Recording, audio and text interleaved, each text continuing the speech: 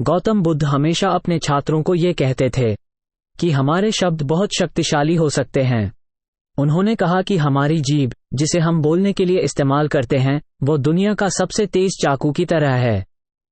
उन्होंने ये भी कहा कि दुनिया में सबसे खतरनाक हथियार हमारे शब्द हैं। हालांकि वे शारीरिक रूप से किसी को चोट नहीं पहुंचाते हैं, हमारे शब्द लोगों को भावनात्मक रूप से चोट पहुंचा सकते हैं। हमारे शब्द एक शक्ति का स्रोत हो सकते हैं, लेकिन अगर हमें यह नहीं पता हो कि कब, कहां और कितना बोलना चाहिए, तो वे एक कमजोरी भी हो सकते हैं। जब हम उचित समय पर मित्रभाव और बुद्धिमानी से बोलते हैं, तो ये सफलता की दिशा में मार्गदर्शन कर सकता है। लेकिन अगर हम अच्छा नहीं बोलते या गलत समय पर बोलते हैं, तो ये हमारे जीवन को बहुत कठिन बना सकता है। तो दोस्तों, आज मैं एक कहानी साझा करूंगा चुप रहने के महत्व के बारे में और ये कैसे आपके जीवन को बदलने की शक्ति है। ये कहानी आपको समझने में मदद करेगी कि चुपता कैसे शक्तिशाली हो सकता है। एक समय की बात है, भारत में। वहां एक प्रसिद्ध बौद्ध सन्यासी थे जो ध्यान से भरे हुए शांत जंगल में रहते थे, दुनिया के शोर से दूर। वो एक बहुत ध्यानात्मक व्यक्ति थे और भारत भर में बहुत प्रसिद्ध भी थे। एक दिन एक राजा ने उससे कहा, पूज्य सन्यासी, मुझे हमेशा थका हुआ महसूस होता है, परेशान हूं और उदास हूं। मेरा मन बहुत अशांत है। हालांकि मेरे पास सब कुछ है, धन, नाम और जो भी इच्छा की जा सकती है, फिर भी मेरे भीतर कोई आंतरिक शांति नहीं है। ओ सन्यासी, कृपया मुझे इस अशांत मन से मुक्ति प्राप्त करने में मदद करें। सन्यासी ने कहा, तुम पहले से ही उत्तर रखते हो, लेकिन तुमने कभी इसे खोजा नहीं। मैं एक प्रयोग करना चाहता हूं। क्या तुम उस प्रयोग को करना चाहोगे? इस प्रयोग के बाद तुम्हारे जीवन में कोई अशांति और चिंता नहीं रहेगी।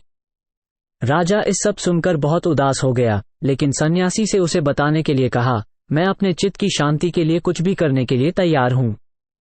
तब सन्यासी ने शांत वाणी में जवाब दिया, आगामी 15 दिनों के लिए तुम मेरे मोनास्ट्री में रहोगे और एक सामान्य व्यक्ति की तरह जीवन बिताओगे।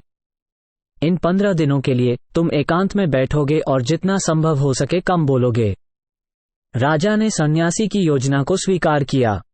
पहले दिन उसने ध्यान किया कि उसका मन सामान्य से अधिक अशांत था।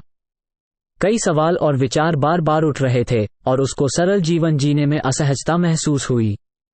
उसको बातचीत करना बहुत मन हो रहा था, लेकिन उसने इस आवेग का सामना किया और पूरी तरह चुप बैठा रहा, बस शांति से। लेकिन जैसा कि रात बढ़ती गई, उसने एक अप्रत्याशित शांति और खुशी का एहसास किया। इस अनुभव ने उसे हैरान कर दिया क्योंकि उसे समझ नहीं आया कि उसकी अशांति क्यों कम हो रही थी। अगले दिन राजा ने अकेलापन में समय बिताना जारी रखा, प्रकृति को देखते हुए, फूलों, पौधों और आसमान में पंछियों को। पहली बार उसने अपने चारों ओर की प्रकृति की सुंदरता को वास्तविक रूप से सराहा। उसने अपने चारों ओर की प्राकृतिक दुनिया को अवलोकन और जोड़ सकता था। 10 दिन बीत गए और उसके मन में सभी आंतरिक अशांति और कलह धीरे धीरे गायब हो गई। 12वें दिन उसने खुद को गहरे ध्यान में प्रवेश करते हुए पाया। जैसे ही उसकी आंखें खुद बंद हो गईं, उसने अपनी आंखें बंद की और एक गहरे ध्यान में प्रवेश किया और उसका मन चिंता से मुक्त हो गया। राजा ने गहरी आंतरिक शांति का अनुभव किया। आंतरिक ध्यान में आधीन बिताने के बाद उसने बौद्ध मोंग के पास आकर कहा, पूज्य सन्यासी, मैंने खोज लिया है कि मेरा मन इतना परेशान क्यों था। राजा ने व्याख्या की, जैसे ही मैंने अपने विचलित और परेशान मन का कारण जाना, सन्यासी ने पूछा, कृपया मेरे साथ साझा करें जो आपने सीखा है। राजा ने जवाब दिया, मैं बहुत बोलता था और लोगों पर बहुत ऊर्जा खर्च करता था, अक्सर उनके बारे में नकारात्मक विचार करता था। यह अत्यधिक बोलना और नकारात्मक सोचना मेरा समय बर्बाद करता था और मेरे मन को परेशान करता था। इस व्यवहार के परिणामस्वरूप मैं अपने कार्यों को प्रभावी रूप से नहीं कर सका और मैंने लगभग हर काम में असफल होना शुरू किया। ये निरंतर असफलताएं मुझे और भी दुखी बना दी और आसानी से चिढ़ा दिया। यह मेरे जीवन को नकारात्मक रूप से प्रभावित करता रहा। हालांकि ये 15 दिन एक परिवर्तनात्मक अनुभव थे।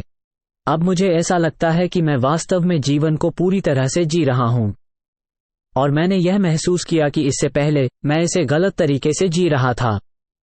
मैंने ये भी महसूस किया कि हमें ध्यान लगाने की कोशिश करने की आवश्यकता नहीं है, ये स्वतंत्र रूप से हो जाता है।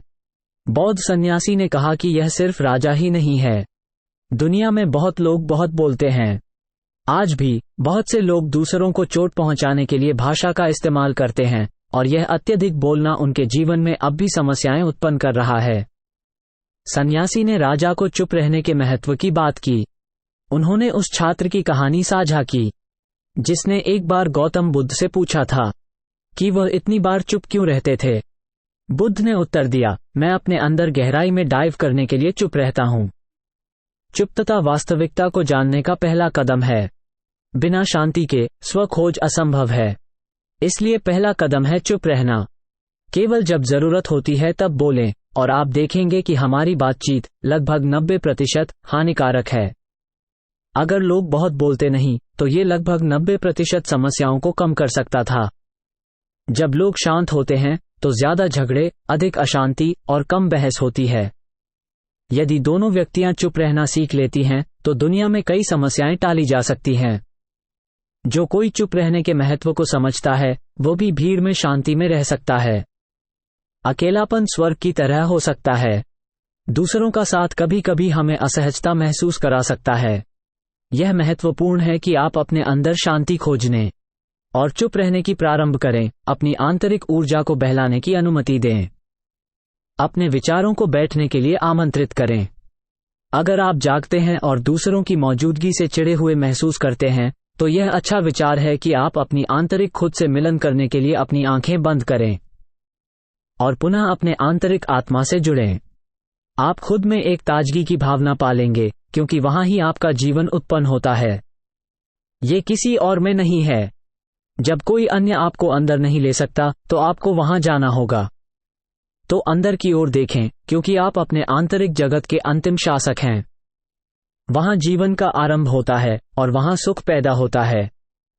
जब आप अपने अंदर देखेंगे तो आप जीवन की गहराइयों से मुलाकात करेंगे और मौत के विचार तक छू लेंगे।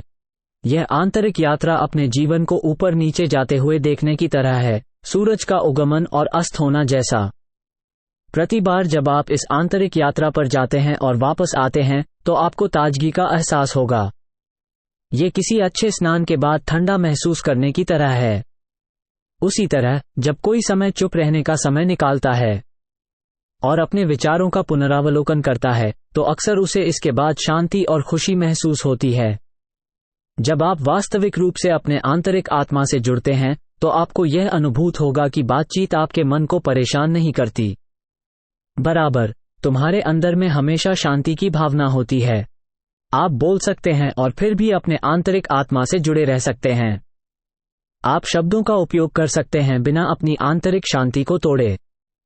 जब तुम ऐसा करते हो, तुम्हारे शब्दों में एक सुंदर गुण होगा, संगीत की तरह, और सब कुछ मेल खाएगा। इस तरह बोलने से दूसरों को गहरे छूने का एहसास होगा।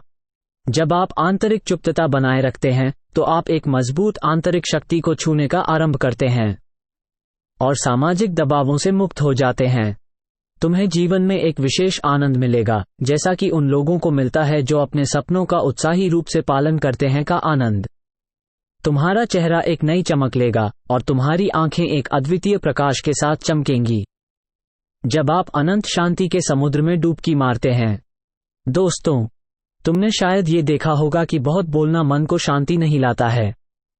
इससे हमें अपने विचारों को नियंत्रित करना और स्थिर रहना मुश्किल हो जाता है।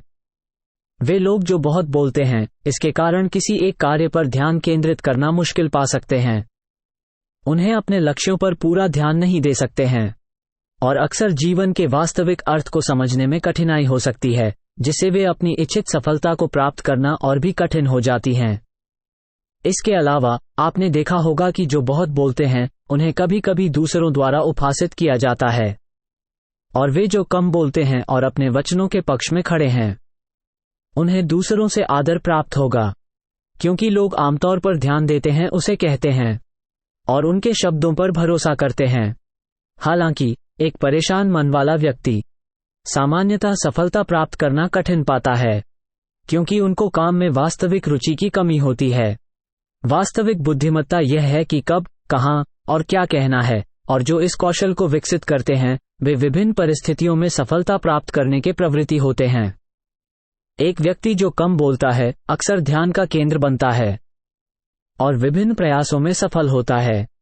जब हम महान व्यक्तियों की गुणधर्मों का अध्ययन करते हैं तो हम पाते हैं कि वे सावधानीपूर्वक कुछ शब्दों का उपयोग करते हैं, उनके कहने को विचार करते हैं और इससे उनकी सफलता में योगदान होता है। उसके विपरीत बहुत से ऐसे लोग हैं जो बहुत ज्यादा बातें करते हैं, अक्सर ईमानदारी की ओर रुख करते हैं और दूसरों के बारे में नकारात्मक बातें फैलाते हैं जो रिश्तों और प्रतिष्ठानुकूल हो सकती हैं। इसलिए उनके पास लोग जो उनके पास हैं अक्सर उनसे बचने और दूर रहने का प्रयास करते हैं। विभिन्न सांस्कृतिकों के प्राचीन लेखों में अक्सर यह कहा जाता है कि हमारे शब्द हमारे विश्वास और मूल्यों को प्रतिबिंबित करते हैं। चुप रहना हमें सब्रपूर्वक बनाता है, जिससे हमें अधिक जागरूक बनाता है। ध्यान करने से हमें खुद को बेहतर से समझने में मदद मिल सकती है। तो मेरे दोस्तों, मैं आपसे प्रतिदिन कम से कम 20 मिनट अकेले में बिताने का सुझाव देता हूं। इससे आपके जीवन में इतने सारे सकारात्मक परिवर्तन आ सकते हैं। अगर आपने इस कहानी में प्रेरणा प्राप्त की है तो हमें समर्थन करें लाइक बटन दबाकर, इसे अपने दोस्तों के साथ साझा करके और नीचे अपने विचारों के साथ एक टिप्पणी छोड़कर। और उत्साह और शांति के क्षणों के लिए सब्सक्राइब करना और अधिसूचना बेल को बजाना ना भूलें।